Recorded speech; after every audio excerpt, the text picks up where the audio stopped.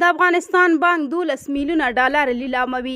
د طالبان د حکومت په مشرۍ د افغانستان بانک غواړي 12 میلیونه ډالر د لیلام په بڼه وپلوري.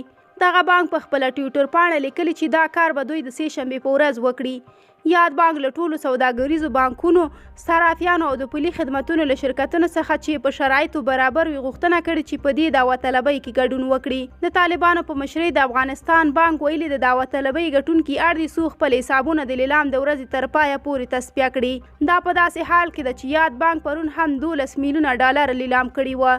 سره له دې چې د طالبان د حکومت په مشرۍ د افغانستان بانک د دې موخه د ډالرو، خوراکي او نفتي موادو د نرخونو کنټرول ښودلی، خو د وروستۍ راپورونو پر بنسټ اوس مهال په افغانستان کې 1 لیټر پټرول په 90 افغانۍ او 1 لیټر ډیزل په 120 افغانۍ پلورل کیږي. دغه شان د خوراکي موادو بیې هم لوړې شوي دي. د سره صلیب نړیوالې کمیټې همدا تېره اونۍ په خپل راپور کې له یو شمېر هغه افغانانو سره خبرې کړي چې کم عاید لري، د خوراکي توکو د بیو له لوړوالي ځورېږي او د رانیولو توان یې نه لري.